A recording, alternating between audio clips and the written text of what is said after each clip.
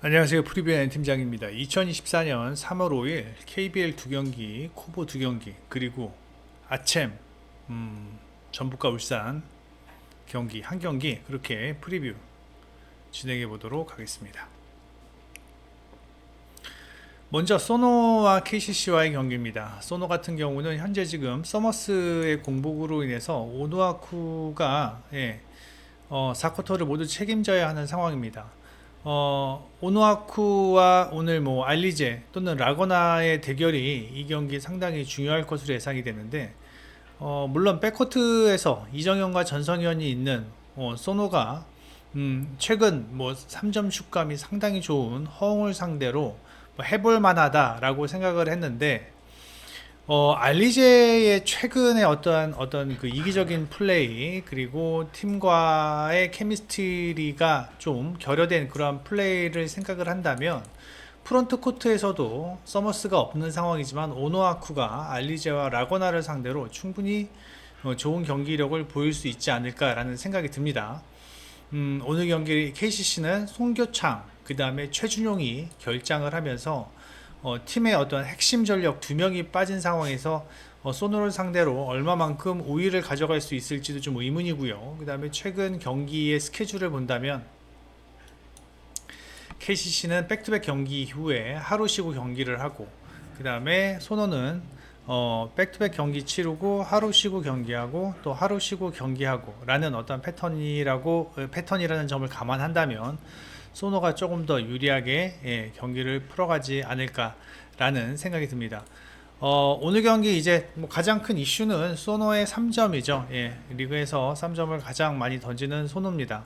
3점 시도율 자체가 많고요. 3점 시도율 자체가 많고, 소노의 3점 시도율은 2점 대비 36.8%라는 점을 감안한다면 상당히 많은데, 최근 소노가 3점 적중률이 좀 올라오는 모습입니다. 그 다음에 KCC 같은 경우는 3점 적중률이 떨어지고, 그렇다면 오늘 KCC는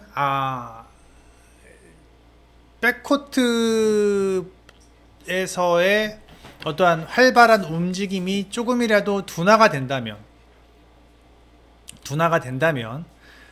프론트 코트에서의 알리제와 라거나의 점수로 극복을 해야 되는데 그게 쉽지가 않습니다. 오누아쿠가 버티고 있다라는 점을 생각을 한다면 라거나와 알리제가 과연 오누아쿠를 상대로 우위를 보일까라는 의문이 조금 듭니다.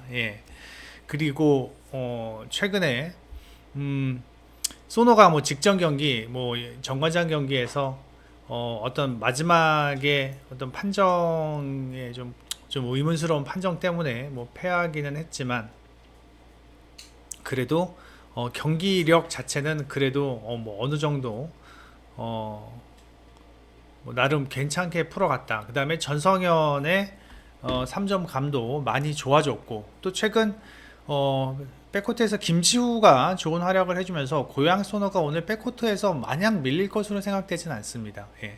전성현 최근 5경기 보시면 54%의 3점 적중률 보이고 있고요. 그 다음에 뭐 백코트 에이스 대결 이정현과 허웅과의 경기에서 뭐 허웅이 우위라고 저는 보기 힘듭니다. 오히려 이정현이 더 좋았으면 좋았지. 허웅보다는 전 이정현 쪽에 조금 무게를 두고 싶습니다. 그렇다면 뭐 전반적으로 백코트, 프론트 코트 다 하고, 그 다음에 최근에 어떤 야투감까지 생각을 한다면 최준용과 송교창이 없는 KCC 상대로 소노가 저는 승리하지 않을까 라는 생각을 해봅니다. 소노의 승, 소노의 핸승, 쫄리면 소노의 핸승입니다. 그리고 저는 다득점 경기 예상을 해봅니다. 그 다음에 SK와 모비스 경기입니다. 직전 가스공사 3월 1일 이 가스공사와의 경기에서 뭐 말도 안 되는 경기력을 보여주었는데, 바로 3일날 KCC와의 경기에서는 뭐 안영준이 상당히 좋은 활약 해주었고, 또 그동안 잠잠했던 오세근도 역시 충분히 좋은 폼을 보여주면서 KCC와의 경기에서 승리했습니다. 1, 2쿼터까지는 상당히 팽팽했는데 3쿼터 되면서 한 번에 확 SK 쪽으로 경기 흐름이 넘어가는 경기였고요. 그 다음에 삼성과 모비스와의 경기에서 이 모비스가 삼성에게 역시 뭐 말도 안 되는 경기라고 패했습니다. 뭐 턴오버는 안 발했고, 야투 안 들어갔고 뭐 3점 야투는 거의 뭐 꽝이었죠 진짜. 문제는 박무빈과 옥전이 둘 다 결장을 하면서 지금 백코트에서 경기를 풀어갈 수 있는 자원이 모비스가 한계에 봉착했다라는 점입니다. 김태환으로 경기를 풀어가기는 조금 버거운 상황이고 일단 게이지 프림과 알로마가 살려면 백코트에서 원활한 어떤 좀 유기적인 그러한 패스 플레이, 백코트에서의 어떤 패스 플레이가 있어야 하는데 그러한 패스가 들어가지 않으니 프림과 알루마가 어떤 효율적인 공격 성공률을 보여주지 못하고 있는 상황입니다. 게다가 최근 경기 보시면 꾸준하게 실점, 삼성한테도 뭐 90실점을 할 만큼 실점이 지금 많은 상황이고 득점력도 옥종과 박무빈이 빠지면서 최근에는 좋았던 득점력도 조금은 떨어지는 모습입니다. SK가 오늘 경기 충분히 이 백코트에서의 어떤 우위를 살리면서 좋은 경기력을 보일 것으로 예상이 되는데 최근 뭐 SK 같은 경우는 이 최원혁 특히나 이 오재현은 정말 뭐 경기가 올 시즌 초반만 해도 저는 오재현 뭐 쳐다도 안 봤는데 뭐 경기 뭐 어떤 실력이 뭐 일치월장하는 모습입니다. 오재현과 어떤 최현혁의 어떤 백코트의 수비에 모비스가 충분히 고전할 것으로 예상이 되고 백코트가 풀리지 않는다면 모비스가 프림과 알로마의 활용이 어느 정도 제한적이지 않을까. 물론 이우석이 뭐 최근 뭐 좋은 활약을 보여주고 있기는 하지만서도 프림의 공격 전개는 오늘도 답답할 것으로 예상이 됩니다. 모비스가 오늘도 투가드 시스템으로 들고 나올 것으로 예상이 되는데 그나마 삼성과의 경기에서 경기 후반 투가드 시스템을 보이면서 경기가 조금 풀렸다라는 점은 그나마 긍정적이지만 역시나 SK의 최원혁과 이 오재현의 수비에 막힌다면 그것도 그나마 무용지물이 되지 않을까. 그나마 삼성전이니까 그게 먹혔지 SK전이라면은 백코트 수비가 좋은 SK가 무난하게 좋은 경기력을 보이지 않을까라는 생각이 듭니다. 전 SK의 승, 그 다음에 SK 마인승까지 보고요. 그 다음에 이 두 팀 같은 경우는 3점이 많이 터지지 않는 팀인데도 불구하고 이 상당한 빠른 트랜지션 경기를 하고 있습니다. 두 팀이 만나면은 상당히 빠른 템포를 보였기 때문에 오늘 경기 오버 쪽으로 접근을 해봅니다. 다음에 KB손해보험과 현대캐피탈 경기인데 이 경기는 조금 멘트를 좀 줄이겠습니다. 왜냐면 KB가 오늘 어떻게 경기 라인업을 들고 나올지를 모르겠습니다. 사실상 뭐 KB한테는 가비지 경기고요. 현대캐피탈한테는 상당히 중요한 경기입니다. 상당히 중요한 경기인데 KB는 뭐 여전히 비에나 중심으로 경기를 풀어가고 있고요. 그 다음에 황경민이 최근 좀 좋은 폼을 보이고 있다라는 점은 분명히 뭐 긍정적인 요소입니다. 하지만 KB가 이제 내년 시즌을 대비하면서 이 연건들을 뭐 한 명씩 이제 코트에 집어넣기 시작하고 있는데 그럼에도 불구하고 KB가 현대캐피탈을 상대로 얼마나 경기를 잘 풀어갈 수 있을지는 사실 잘 가늠이 되지 않습니다. 뭐 정상적으로 한다면 저는 KB가 오늘 경기 한 세트 정도는 충분히 가져갈 수 있을 것으로 예상이 됩니다. 왜냐하면 현대캐피탈이 지금 정광인이 폼이 떨어진 상태에서 정광인이 폼이 떨어지다 보니까 허수봉과 아흐메드 쪽으로 블로커들이 몰리고 그러다 보니까 허수봉과 아흐메드의 공격 성공률도 조금 떨어지는 모습을 보이고 있는데 이 정광인의 폼이 뭐 직전 경기 한 경기만 떨어진 게 아니었기 때문에 오늘도 허수봉과 아흐메드 쪽으로 어떤 점유율이 몰린다면 조금 허수봉은 직전 경기 그나마 좀 좋은 경기력을 보였다고는 하지만 조금은 공격 성공률이 떨어질 가능성은 있다. 다만 중앙에서 최민호가 지금 좋은 활약을 해주고 있다라는 점은 긍정적이지만 이 김명관 세타와 이현승 세타가 계속 흔들리고 있다라는 점이 현대캐피탈의 오늘 변수입니다. 이 세타가 흔들리면서 이 공격 자원들의 공격 성공률도 조금씩 떨어지고 있는 상황인데 일단 뭐 KB손해보험이 어떻게 라인업을 들고 나온다고 하더라도 지금 현대캐피탈이 썩 좋은 폼이 아니기 때문에 KB가 한 세트 정도는 가져갈 수 있을 것으로 예상이 되고요. 그 다음에 지금 현대캐피탈 사정을 본다면 이 KB손해보험이 힘을 좀 빼고 나온다고 하더라도 압도할 만한 경기력을 보여주고 있지는 못합니다. 예. 그래서 KB가 최소 한 세트 정도는 가져갈 것으로 예상이 되고, 저는 몇 세트 나름 박빙의 경기가 예상이 된다. 하지만 지금 그래도 경기의 어떤 중요도, 그 다음에 집중력을 보일 것으로 예상되는 현대캐피탈이 경기는 가져갈 것으로 예상이 되고요. 일단 다득점 예상하는 그런 경기입니다. 다음에 IBK와 흥국생명 경기입니다. IBK는 지금 오늘 경기 이제 폼푼의 출장 여부를 확인을 해봐야 되는데, 굳이 폼푼을 출장시킬 이유가 있나?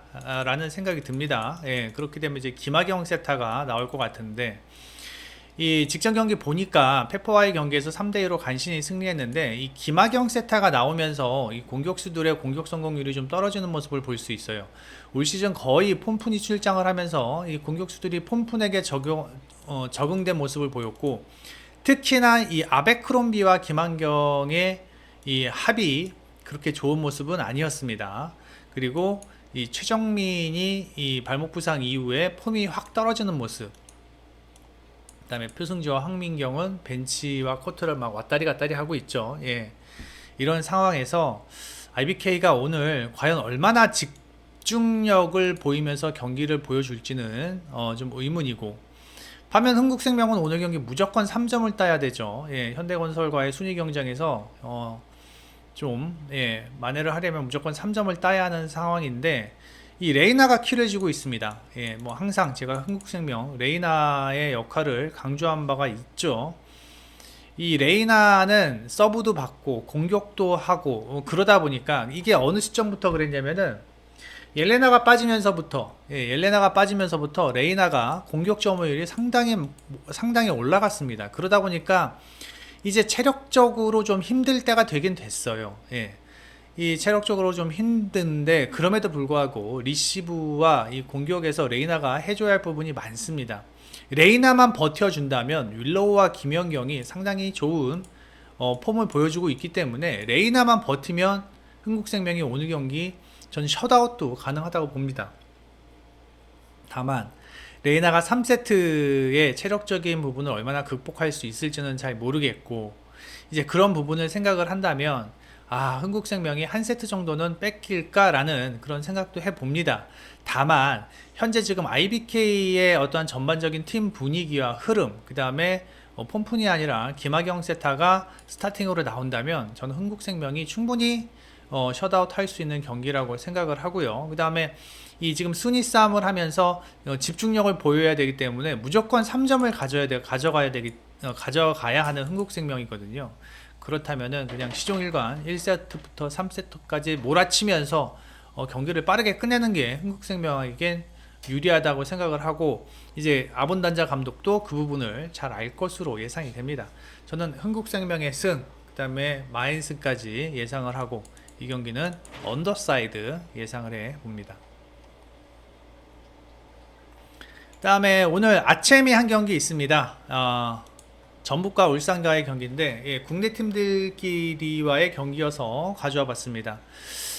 이 전북이요, 지금 뭐 권창훈도 결정을 하고 송민규도 결정을 하고 있는데, 가장 큰 결정은 에르난데스입니다. 에르난데스가 복귀하려고 했었는데 복귀 과정에서 다시 또 부상을 당하면서 6주간 이 피치를 밟지 못할 것 같은데, 지금 전북 같은 경우는 직전 경기 대전을 상대로도 상당히 고전하는 모습이었어요. 일단은 상대팀이 라인을 좀 내리고 플레이를 하면은 그 라인을 내리는 상황에서의 어떠한 파해법을 전혀 가지고 있지 못합니다.